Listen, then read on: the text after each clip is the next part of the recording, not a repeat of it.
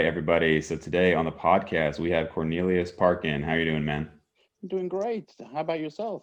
Doing well. So it's funny, we actually connected because somebody sent me one of your stories where you were like talking crap on a podcast I did, but not really on me, but like the guest. And so we'll dive into that as well. But that was kind of a funny way to connect there.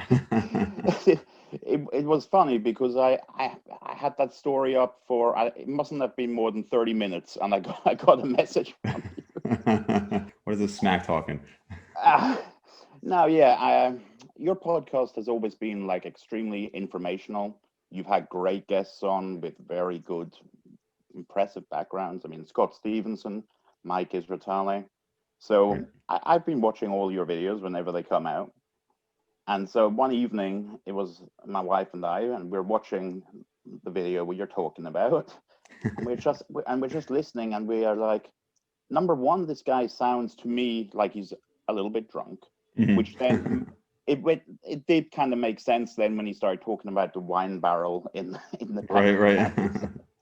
But basically, he was just a complete shyster. And as we dove a little deeper into his actual background, I looked into the product because when I was listening to the podcast, I didn't really know what he was talking about. He was talking about a training system, and I'm like, sounds interesting. A lot of really big claims he's making.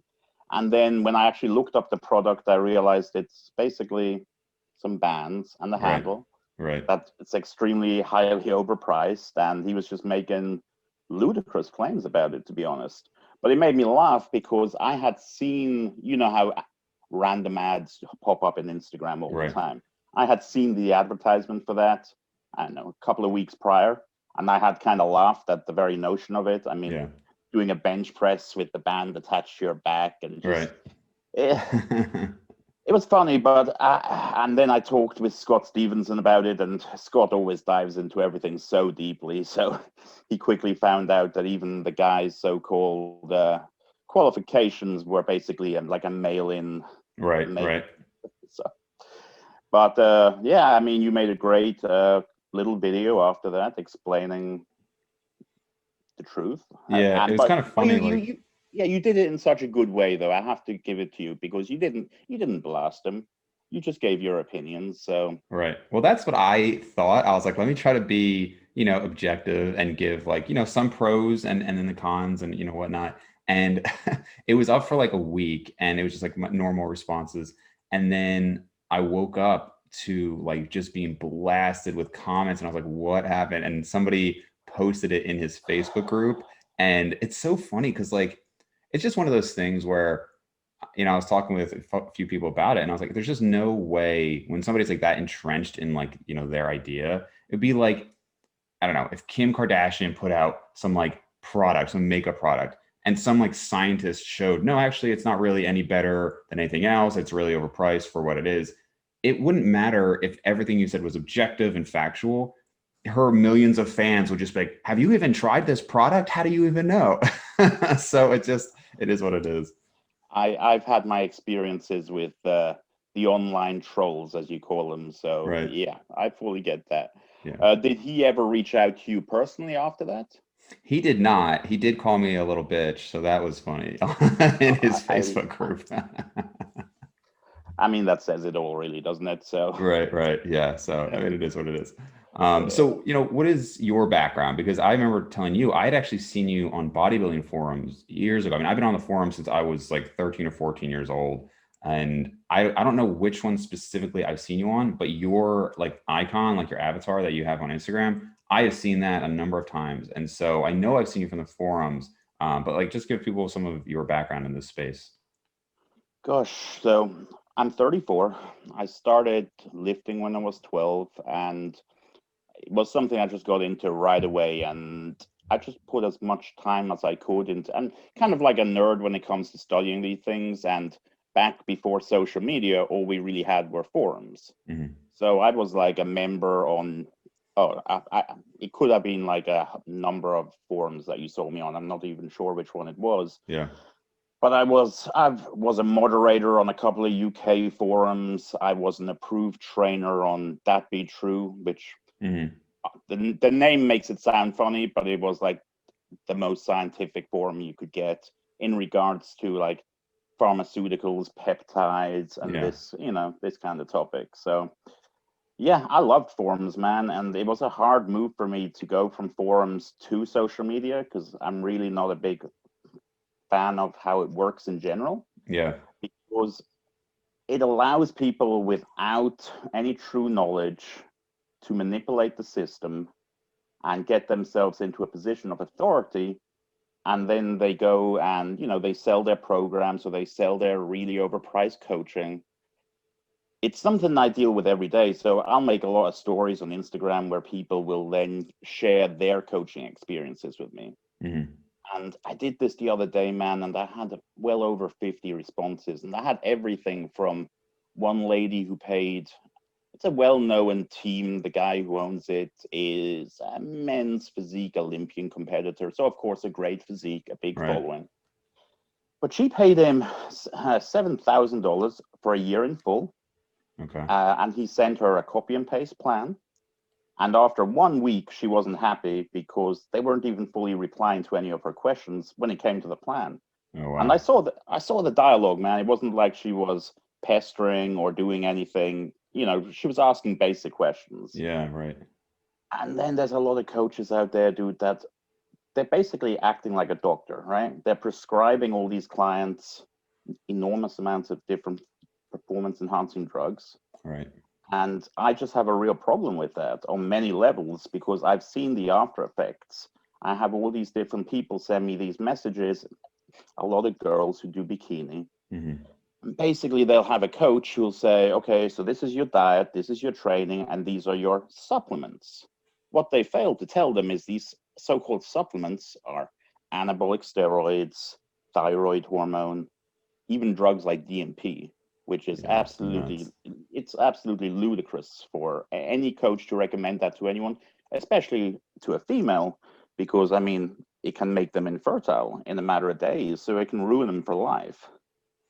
Yeah, I mean, I've definitely heard some horror stories. I mean, even in the like natural competitors, I mean, just some of the things I've seen. But I'm sure it's obviously more risky once you start getting into, the pharmacy side of it. It's just things that are just completely unnecessary that people have told me about. I don't even get it. But I think when like what you said about like the forums, like I love the forums because I mean, there was a point where I was on them way too much. Like I remember when I went to college and my rule was like I'm cutting back to 2 hours a day on the forums. So whatever I was doing before, I mean, I would literally have forums where there was one, I don't know if you know the name Mark David, but he had a forum called discussbodybuilding.com. And I had so many posts. I mean, I literally replied to like every new thread that came up on this site. And it wasn't like a huge forum, but I must have had 10,000 plus posts on there. And it was like this community of people. I guess the plus side is now you can actually really connect with people. Like I can actually like meet and talk to you and like on Instagram and these things, like they're the actual people rather than like a random username behind an avatar or whatever. And you probably get that to some degree on the forums, but obviously not to the same extent. But yeah, I mean, it's just a completely different dynamic, and there's way more of the kind of salesman nature in like Instagram and whatnot. You know what I always noticed with the forums, like depending which ones you went on, people wouldn't use their real name. They wouldn't use their Right. physique to push their idea. So it was basically, what were you saying? Did it make sense? And the context would kind of change depending what forum you were on. If it was a more pro-drug forum, you would have people who were more extreme. And if it was, let's say bodybuilding.com with a lot of a younger, more natural crowd, it would have a slightly different feel to it. But people were judged on what they were saying rather on how they were looking. Right. Nowadays with social media, do people put up these filtered, edited, ridiculous pictures, and that instantly puts them into a place of authority. I mean, even if you have a fantastic physique, that doesn't mean you know anything. Right. I mean, I've been coaching, that's literally all I've ever done. I started in 2008 online. And in that time frame, I did own a gym for 8 years. I literally sold it last December, luckily, as COVID Oh, wow. kicked in, yeah, like a month or two after. I mean, the gym's still going. I sold it to my partner who also does coaching. He goes by KDCon. I go by CDCon on Instagram. Okay.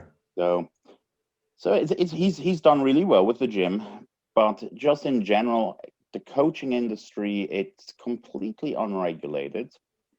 People are having endless health issues, and that's nearly my argument more so than people losing money. Because, let's say you pay somebody $150 a month. I mean, that's very cheap for an online coach, but that's what a lot of people do. If they give you garbage advice, you have literally wasted not only the $150, but also a month of your time, right? Because you're following this plan, which just doesn't work. Right. So my biggest argument is not only is it a waste of money, but more so it's a waste of time. And then in some cases, a waste of health. Sure. Because, I mean, people treat these drugs like they're freaking Skittles or a supplement, dude. I mean, I'm not even kidding. I get these stories of these guys, and I see their blood work, and I know the different issues they have, but nobody wants to talk about it publicly themselves. I'm not sure if it's because they're scared that the coach will somehow like attack them online. I know that's happened many times. Right. Sure. Or if they just don't want to admit that they were kind of conned into getting a crappy coach. I mean, it could be a variety of reasons, but Yeah, well, it's hard when you have somebody with like these big followings. Again, kind of going back to what we were talking about with the guy interviewed. At some point, like people will get such a big following that it doesn't matter what's said. And if you try to come out against them, you're the bad guy now. And you maybe the coach would just say, well, you didn't follow the plan. And on Instagram, where it's like really you and you have all of like this guy's got 100,000 followers. I'm sure most people say, you know what, I'm just going to be done with this. I'm not going to make a whole big thing on social media. I'm not going to get attacked by dozens or hundreds of people. I'm just going to be done with it, you know? I mean, that's what it is. Plus, people who wants to admit that they messed up their health by using illegal substances, Right. Right. especially in America where it is illegal. Yeah. So, I mean, I think that's part of the issue too. But I mean, do you remember professionalmuscle.com? Yes. So that was always one of the more extreme websites, right? The guys on there were really pushing the envelope always.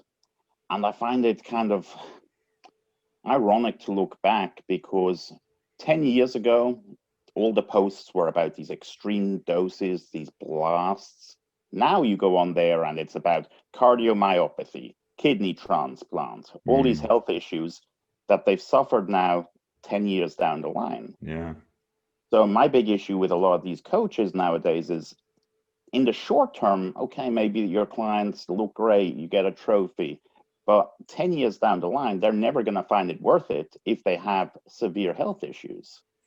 Do you And think that's in part inherent to the game of enhanced bodybuilding though? Because I mean, for me, I just knew like I always had, I wouldn't say an extreme mindset, but I was always very focused on progression. And people on the podcast know that I really like Eric Helms and I relate to him in a lot of ways. And one of the things is we both kind of had a similar experience in that realm of like thinking about it and deciding like it's just not worth it for our lives. But one of the things that he said is that he would be concerned that being that he's so competitive, he would want to take more and more and more. And it's the same thing with me. Like I have a hard time kind of accepting that like I'm kind of done growing. You know what I mean? Like I'm almost 30. I've been lifting since I was 12. I'm not naturally going to progress that much. But if I was like, you know what, I'm okay with using a ton of anabolics, it would be hard for me to know that like here's this thing that could help me progress and I'm just going to not do it. So do you think like in enhanced bodybuilding, there is this like, well, if I just up the dose, I can hit my goals. I would imagine it's hard psychologically. I think to a degree, but I think that also comes down a lot actually with social media because we're good friends now, but obviously Boston Lloyd. Yes. So Boston years ago, he started coming out with the YouTube videos of the insane doses and Yeah. cycles and all of this. And the whole funny thing about it was I remember watching a few of his videos and I'm like, this is just stupid. This is just nonsense. Mm-hmm. But I can't help but think, and Boston and I are friends now. We actually competed against each other in 2016, Okay. and I beat him in the overall, which he wasn't happy with. So there was like a big back and forth between people who thought I should have won, people who thought he should have won. It was like featured. I mean, it was talked about a lot, even on Oh, like really? RX Costly. Yeah, it was. I'm glad I didn't have Instagram at the time because that Louis Marco gentleman, I Oh, don't yeah. follow him myself, but I know he's influential. He sided on Boston's side, so Okay. there were a lot of comparison pictures, and it was a big whole thing. Wow. But I can't help but wonder how many people have been negatively affected by his videos over the years. Yeah, Because sure. if you have, and I've talked with Boston, I mean, I'm not going to go into details, but he does have some issues now.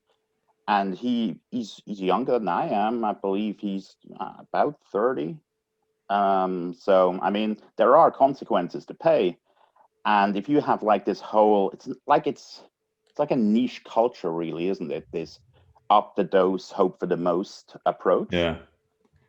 A lot of people really have bought into that, and seeing people like Boston, who has a fantastic physique by all means, basically state that the doses that are being used on the higher levels are so enormous that if you don't do that, you have no chance. Right. The same happened. There was another gentleman, GH15, and he Hmm. had a big cult following, and he would say the same kind of stuff, like just crazy doses, and you just had thousands. I'm not, you can't really put a number on it, but it would have been thousands of people that then went and did things that they wouldn't on their own naturally be inclined to do. Because if you read any, let's say Will Llewellyn has a great series called Anabolics, Right. and if you read that book, everything is very moderate, but it's still realistic advice. Yeah.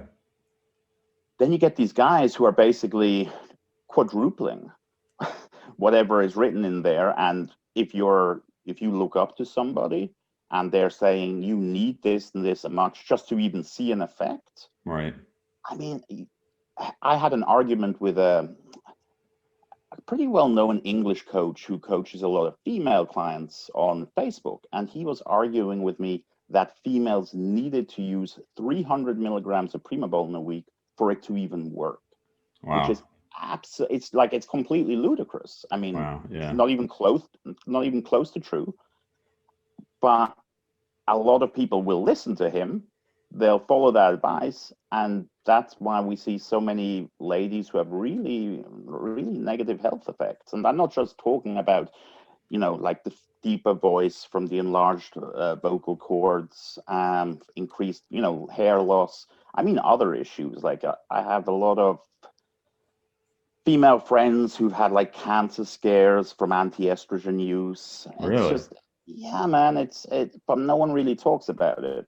So that's why I use my platform on Instagram to share people's stories, but I never call any one particular coach out because that's not my goal. I'm just trying to show that people have negative experiences, there are consequences for it, and that is not necessarily the way you need to do it. I'm curious what because I've read Will's books, and I mean I think they're great resources. I'm curious what cancer scares from the anti-estrogens have you seen? I'm mainly thinking about one ex-client of mine. She basically just crushed her estrogen for so long that she ended up being fine. Okay. But I guess for a while she was very worried that there was something wrong. So I'm sure the doctors looked at the blood results and was like, we need to do further testing. So even if it didn't itself cause cancer, she did have that period of time where she thought she probably did have cancer. Yeah.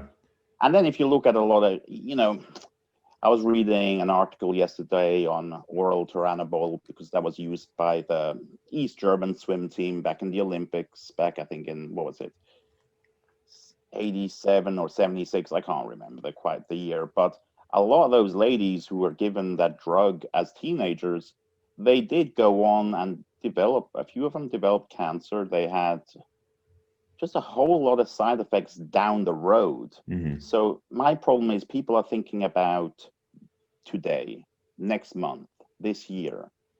I started lifting, like I said, like you, age 12.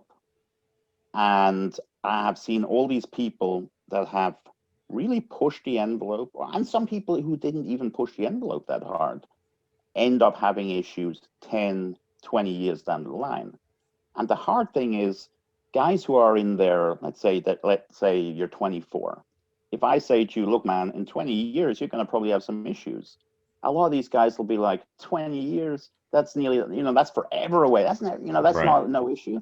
But before you know it, you are in your 40s. Yeah, sure. Yeah, I think it's funny you actually brought up Boston because I haven't seen much about him in a long time, but I just watched there's this guy Leo who has a podcast and I just became familiar Yes. with him. Mm-hmm. And I don't know if you have thoughts on him. I don't know much about him. I'm actually going to be talking to him. So I think Leo is a very smart individual. I think he puts out some very good information. I'm not super fond of the approach he's taking currently, where he's obviously trying to gain traction basically by calling out a lot of people who have larger YouTube followings. is that what he's doing? I haven't seen that. Is that what he's Yeah, doing on YouTube or on Instagram? on YouTube. So Okay. Hostile Supplements, Fuad. I know Fuad, yeah. I know of him. Yeah, so he has some some kidney issues, I should say.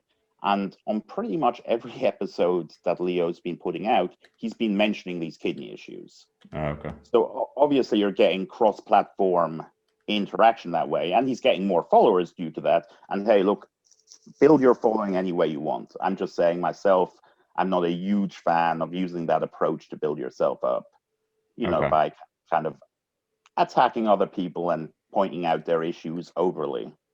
Yeah, it's interesting, and with the podcast, I would usually do quite a bit of research on the guests, and then sometimes now I'm just like if I have an interaction with somebody, even like online, I'll just be like, all right, it's hard to do this through text. Come on the podcast, we'll chat with Jaquish. That's kind of what it was, where it's like I knew of him, and I was always like, you know what, most people who I've had disagreements online, I really do believe that if we just talked face to face or like this, that Mm-hmm. we probably agree on a lot because tonality is hard to get across in text. It's just not the same.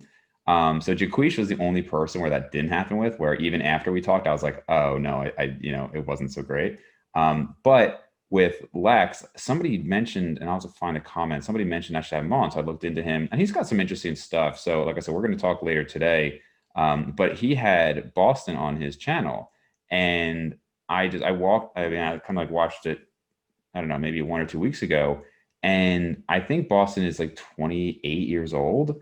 And some of the stuff he was saying, I was just like, I don't know. I'm kind of like a nut when it comes to health. So to hear somebody who was just like, oh yeah, my blood pressure is like, never below like 160 over whatever. And I'm just like, what? Like he just doesn't care. He's like, oh, I just won't go to a doctor. I'm just like, dude, like that is to me, that's like mind-boggling. But I guess that's So, just what he's accepting. so I've actually had some conversations with Boston about this. He told me he went in, he's a few times literally just left the building because they said your blood pressure is so high, we need to admit you. And Yeah, that's he's what he like, said.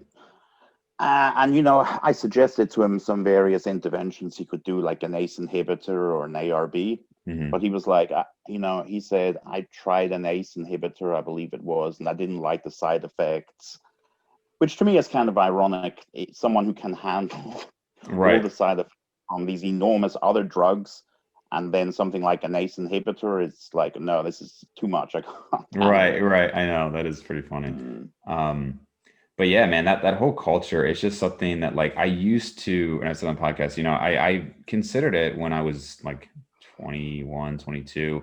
But now I don't know, it's I guess like your goals just change in life. Like I still have the desire to like look good and all these things, but when I will read, sometimes forums and stuff where they talk about it, and like it almost gives me anxiety to see some of these things they talk about and how much like once you introduce that aspect, there is so much more you have to be on top of now. Like people think it's going to just make things easier. It will make building muscle easier, sure, but Mm. if you're at all cognizant of your health, there is so much more that you have to be on top of now if you go down that route, which is, I mean, it's a be a lot. And even then, you're not going to completely counteract the effects. You might be able to mitigate some of them, but there's no way you're just going to be able to handle all of them. No, that's the absolute truth. And that's something I talk about on my Instagram a lot. I say, you know, a lot of these guys don't want to do a lot of blood work. And even if you do blood work at certain times of the year, you're not getting the full picture. Yeah, for So sure. I tell everybody, look, blood pressure cuff at home, everybody should have that. But besides that, you can test your fasting blood sugar and you can test your hemoglobin. And then you can buy urine test strips where you can test if you're passing any protein, if you're passing any blood. And those are good ways just to monitor yourself at home to make sure you're not getting any issues ahead of time. You know, let's say you start noticing some trace protein in the urine. Yeah, that could be from heavy training, but if you haven't trained in the last 2 days, you might need to investigate that a little bit further. For sure. And the big issue with it, dude, is the general blood tests that people do. There are markers like creatinine and BUN for kidneys, but those are generally elevated in muscular guys anyway. So there becomes this gray area of what's okay and Mm-hmm. what's not okay. And I'll tell you myself, in my early 20s, I've always had a slightly higher creatinine. So I went and I had blood tests done, and the doctor really scared me. He's like, dude, you're gonna, your kidneys are damaged. You're gonna have a kidney failure eventually. Wow. So I didn't have insurance, so I spent several $1,000s going and seeing a kidney specialist. Oh, wow. Kidney specialist, yeah, he took blood work and then he took one look at me and he said, dude, it's completely normal for someone of your muscularity to have those Jeez. levels. Yeah, right. But dude, it was a 5-week gap between getting that initial blood work and getting told that by the doctor, during which I was like, my What a life is mess, over. right? I'm Yeah. Yeah, because I was like 23, 24 at the time. I'm like, if my kidneys are damaged now, this is gonna impact me for the rest of my life. Yeah. Yeah, So it's scary stuff. And I think also, because I almost wonder if the advice, so obviously I do think like getting blood work is a good thing to do. However, I also wonder if it gives people too much, like an over sense of confidence, like a misplaced sense of confidence, because it's not going to show everything. I mean, there are people with like serious illnesses whose blood work would be fine. And I would just wonder if somebody would say, oh, well, I feel fine. Oh, my blood work's good. It's like, well, what blood work did you had? Oh, well, I had a CMP and a CBC. Okay. That's not going to show you everything. If you have hypertrophy of your heart, that's not going to show up until it's like way down the line. That's not even going to necessarily show up on an EKG until later down the line, like unless you're getting like a yearly echo or something like that. And that's just one example. I don't know if you know Peter Bond. He put out a book on steroids like in the last year or so. I've And heard of the book. I haven't read it, but yes. yeah, and I didn't read the whole thing before I had him on. It's like 300 plus pages, but just like going through different chapters. And I mean, it's a good book. I'd recommend it. But he does talk a lot about a lot of these things, and some are reversible when you come off, but Mm-hmm. some aren't. Mm-hmm. And I'm glad that information is getting out there because, like you said, there's these certain individuals or forums that just kind of like push it, and you shouldn't think that it's just going to be okay just because you don't have terrible blood work. No, so your example about the left ventricle hypertrophy is a great one because uh, all weightlifters get it to some degree, right? So there's this gray area between athletic heart and cardiomyopathy. Right. So, for instance, I have a normal EKG, but years ago, it's a bit of a backstory. Basically, in 2011, I was like 240 in January. I then broke my spine ski jumping in February. Oh, wow. So I was bedbound for like 6 weeks. I dropped down to 180 pounds because I couldn't move.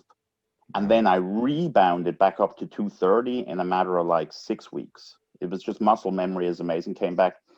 But I was always a really extreme person with how much I would push myself with training. Right. So I had gone to Body Power in 2011 and I had bought one of those occlusion masks. You put it on the face and you're not getting as much oxygen. Mm-hmm. So I was like, you know what? I'm not going to do a bodybuilding show this year. I think I'm going to enter a CrossFit contest. So to train for that, I went running through the Alps with this occlusion mask on. And then I get home and I said to my wife, I feel a little weird. Can you take my blood pressure? So she takes my blood pressure like 3 times and she says, I'm not trying to scare you, but your heartbeat is irregular. What ended up happening was I spent a week in the heart ward, 4 weeks on medication, and then I needed cardioversion to fix this AFib, which I basically had caused by dropping the body weight and then regaining the body weight and then overly stressing myself in a single bout of exercise. Yeah. So a lot of people don't get that. It's not only long term, it's also what you do in the short term. So that's why a lot of CrossFitters end up having excessive kidney breakdown. They have rhabdo. Yeah. And that causes kidney damage right there. How did your wife know you had an irregular heartbeat?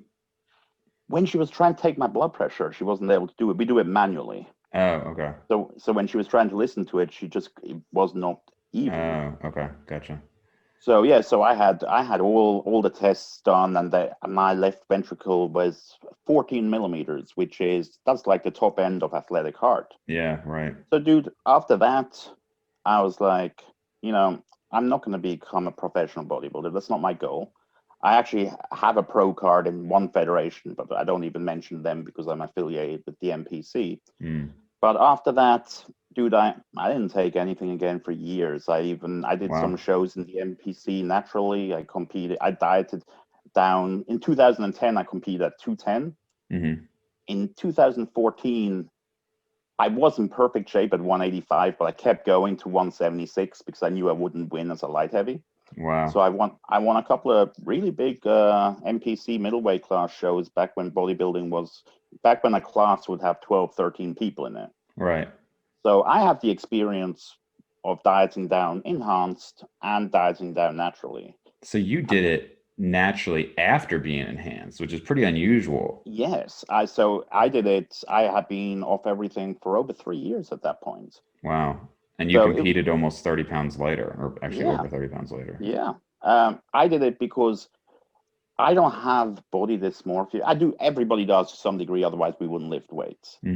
But for me, competition is about competing. It's not necessarily about, I need to be bigger than last time. So I wanted to show that I could go from being a heavyweight enhanced bodybuilder down to a middleweight, do it naturally, and still end up winning if that's what I wanted to do. And how tall are you roughly? I'm 5'8". Okay.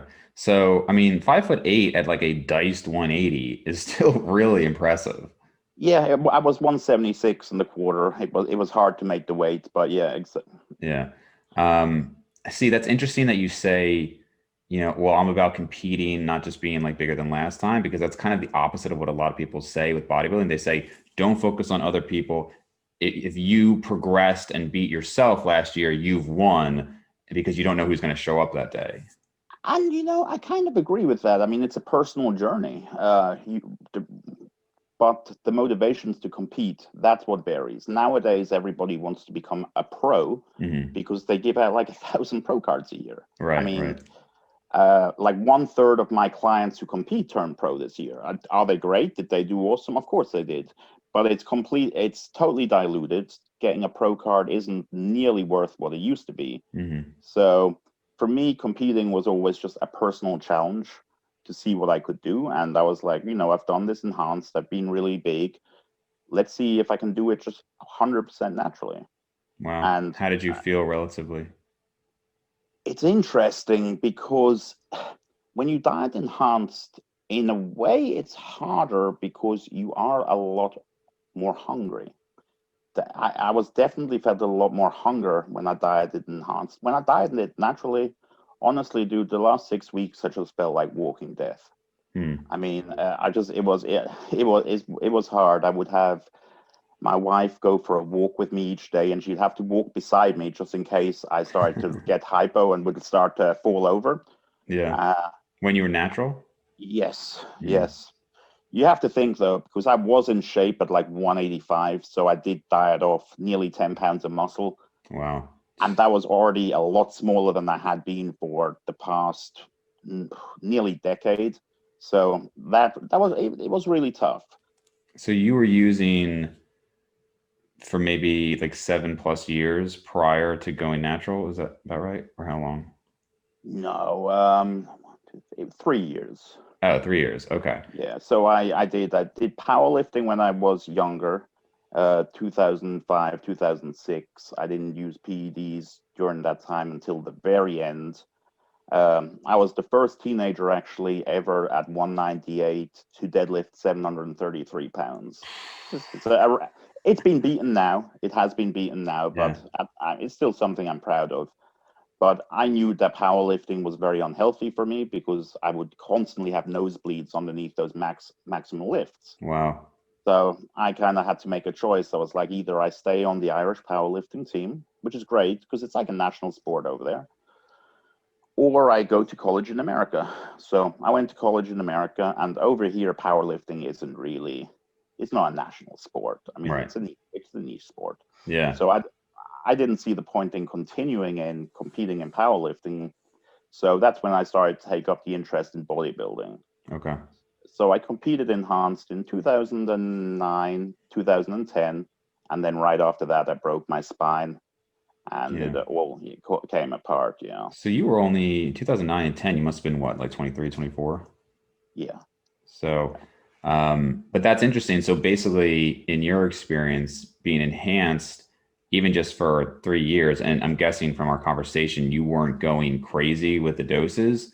You were still 25, like, because you said 180, like I'll say like 185. You said you were ready, right? Yeah, Naturally. So at least 25 pounds of stage weight from moderate usage. Would you say that's about right? yeah, I would say that's about right. Yeah.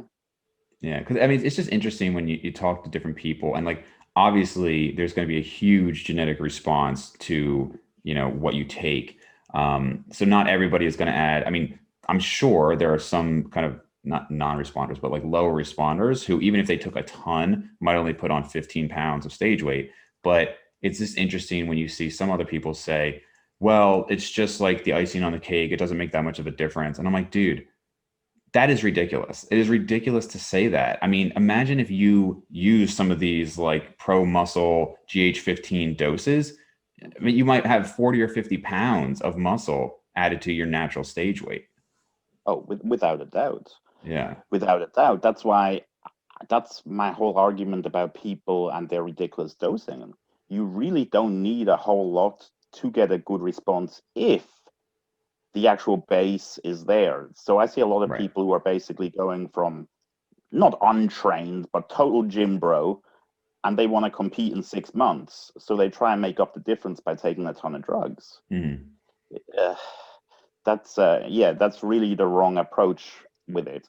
But when people say it's icing on the cake, I mean, it's kind of ridiculous. I would say it's more like the supercharger on the engine. Yeah. So if you have a powerful engine already, it's going to help you become a lot more powerful. But if you start with like the smallest, weakest engine, you can put a supercharger on it and you get some out of it, but you're probably not going to get the same amount. Yeah.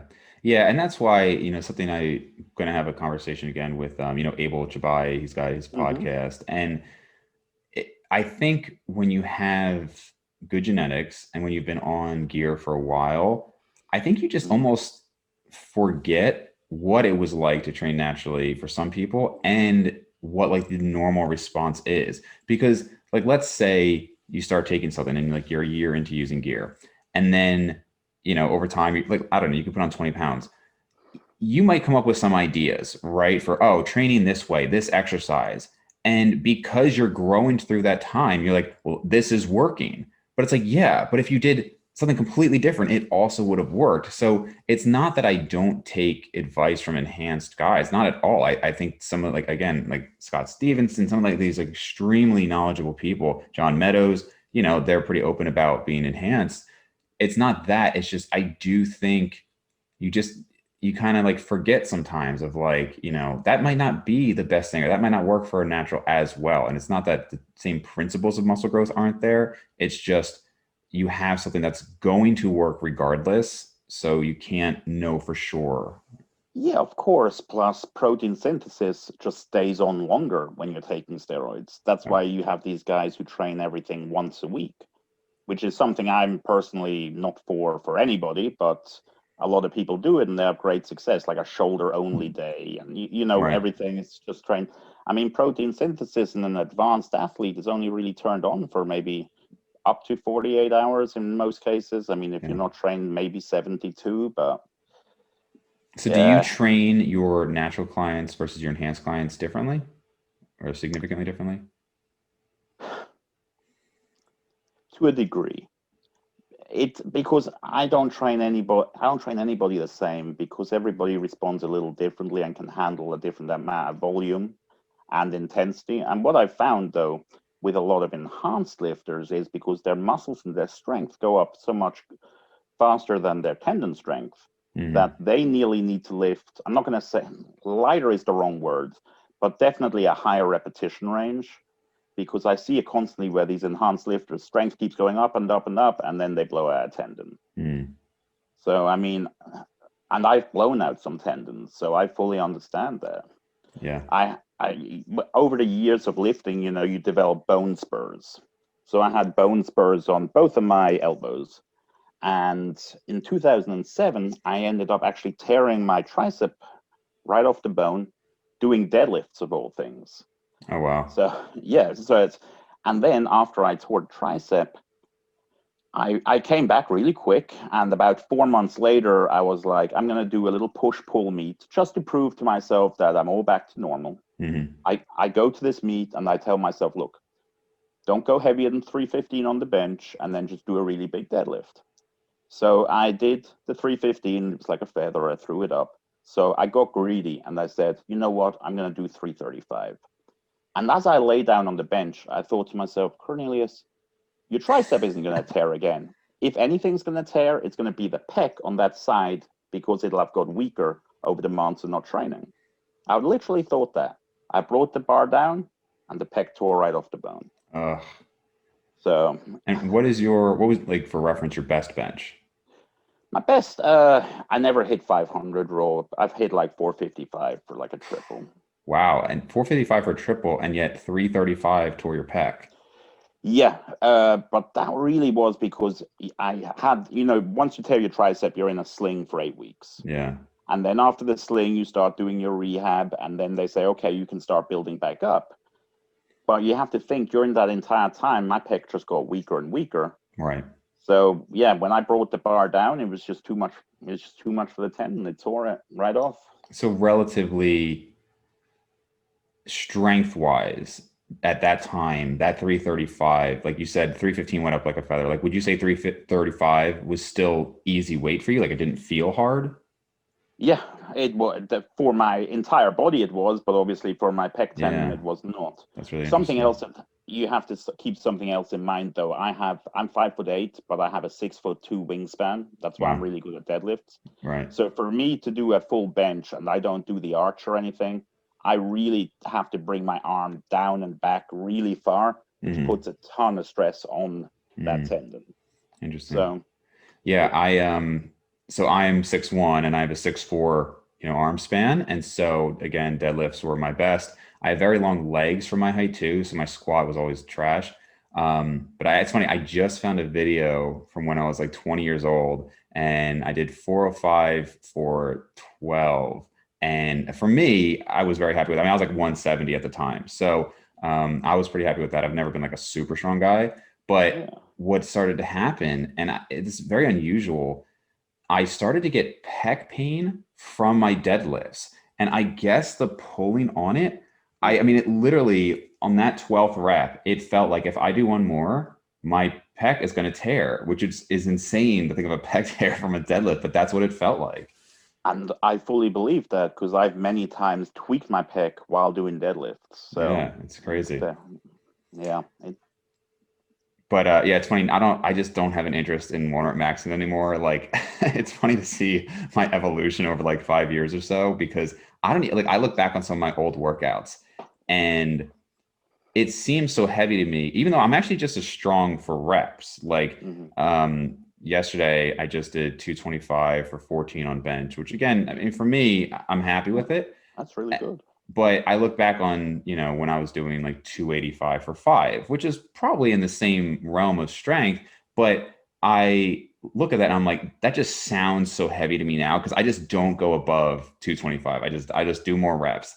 And like I just have kind of avoided that. The only exception I have for that is overhead press. I really do like overhead press, and it just doesn't feel injurious to me. Like even if I one rep max, I mean, obviously something could happen, but so far it's just felt like a very safe movement for me. But in general, yeah, unless there's like a very safe movement, I'm doing like 8+ reps and on bench, it's like 10+ easily.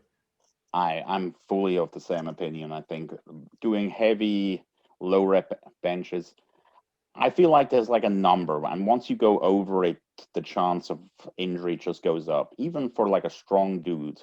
And I've always found on the bench, it's about like 3 plates. Yeah. I know a ton of guys who have torn their pec, and often it was not on their max lifts. It was one of my best friends actually tore his pec on his down set. So he had gone up to like 405, done reps, and he backed it down to, I believe it was around 315, and he tore his pec that way. Really? Wow. Yeah. Yeah, scary stuff. And I kind of, like I said, ever since my left pec, it just feels like it's a when, not an if, that something's going to happen. So I try to keep my ego out of it, but I don't know.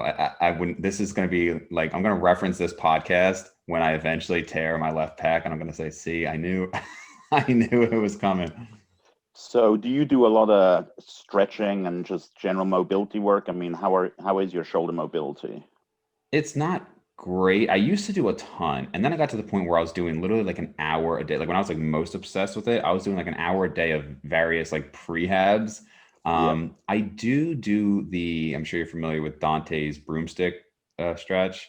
I literally showed a guy that yesterday. It's a Yeah. great, And it's a great movement. Scott is a big fan of it. I sent Scott a video and he was like immediately like, you're doing it wrong. Like but he says that he has to correct like 100% of people on the correct form. I don't know what else I can do. I stand in front of a mirror, and for people who don't know, like, I mean, maybe I can put a link in for it. But I mean, basically you're holding a broomstick. I like a band or like a towel a little bit more. And you just kind of go up over your head and you bring it back and then, going back over. But I don't know if it's helping. I do it because it seems like it maybe is at least increasing the mobility a little bit. I know Dante's like really big on it helping a lot of shoulder issues. I mean, what is your experience with it? I think it's absolutely fantastic, to be honest. I believe in doing like 50 repetitions every day. And I've In had one set? periods, usually breaks down to a couple of sets because my shoulders will pump up really Yeah, much. yeah, it But gets bad. I mean, it's in one go. It's done over a couple of minutes. Okay. But I've had many periods of time where I start losing shoulder mobility. You start doing squats and you're like, wow, I can't grab the bar quite as easily. Hmm. And I do that shoulder stretch again for like 2 weeks, and I'm back to normal. Yeah. And I've seen that with a whole load of guys. I mean, if you do that properly and you do it every day consistently, I really believe in that for sure. Yeah, Dante has got quite a few of these like unique, tips for muscle growth and for injury prevention. Hmm. I know he kind of, I think, prides himself on kind of being an out of the box thinker, and he does have some like unique methods that, a lot of people say work very well for them. So, So I did DC training years ago, and for me, the principles, I like the principles, but for me, it was just a little bit too little volume, to be honest. hmm, So, but I absolutely love the principles, especially the rest pause, doing stretching. I'm not a huge fan of the extreme stretching. yeah, I do like hanging from a chin-up bar with attached weight. I do find that a good one for my you do, lats. yeah, But I don't really like taking dumbbells and going into a fly. I don't know. Everybody's different. Somebody might get great benefits from it. Just me personally, if anything, I just got some pec tendon pain from doing that. I wasn't doing like Scott has talked about guys tearing their pecs, like doing yeah. flies with, I never did that. That's ridiculous to me. But Scott I, is pretty big on stretching, but if you've read Fortitude Training, he's got his three different types of stretching. And I like that he, kind of auto regulates it, because when I did fortitude training, I was probably overly stubborn in thinking like I wanted to have all of my pump days have extreme stretching afterwards, because it just made sense to me. Like, Okay. okay, it's the pumped up day, so let me like then get that great stretch. But inevitably, if the pec ones, over time give me a little bit of issue, unless I just stick with like lighter dumbbells. But yeah, the extreme stretch there is weird. And some of them just feel awkward to me. Like, it's hard to do like an extreme stretch for like your biceps in my experience. Um, Y- but like triceps, you can get a really great stretch. Yeah. Lats, you can get a really great stretch. Quads and hamstrings can be really intense. But I don't know. For me, it's almost more like a flexibility thing. I don't know if it's really adding a ton hypertrophy wise, but again, some people report it does. Some people say it makes a really big difference for them. I think if your muscle is overly tight, then it will help with growth.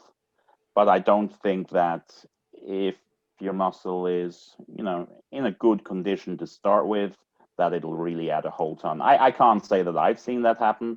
Mm, I've had clients that had bad flexibility, especially in muscles like their hamstrings, and they did a lot of stretching, and then their legs did improve. mm, That I've seen. yeah. But I haven't seen somebody who's, got perfect flexibility, great mobility, added in more stretching and seen more results. But What's your training like nowadays? I honestly, this year I have barely trained at all because it was just one thing after another with COVID, Yeah. and the gym's closing down. I actually have a nice gym in my house, but I actually I like fortitude training a lot, just in general, because I prefer higher frequency. Hmm. But dude, I've done pretty much every kind of training you can imagine. I've done like Right. the Milos giant set stuff. Yeah. I've Yeah. done, Yeah. but that requires a specific protocol to be done with it. Otherwise, it's pretty pointless, in my opinion. A So, pharmaceutical protocol, you mean? yes, Yeah. yeah. I really think that if a natural goes in, he just does a ton of giant sets. You're gonna get a nice pump, but I don't really think you're gonna get more than that. But Right. Yeah. Yeah. I agree.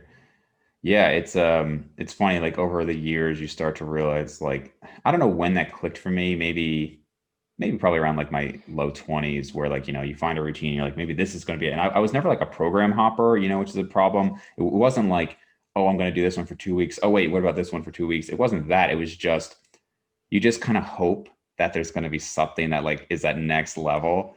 And then at the end of the day, you realize, kind of like we were talking about earlier, at least in my opinion, it's like genetics, drugs, consistently pushing yourself hard, like all three of those being extremely important.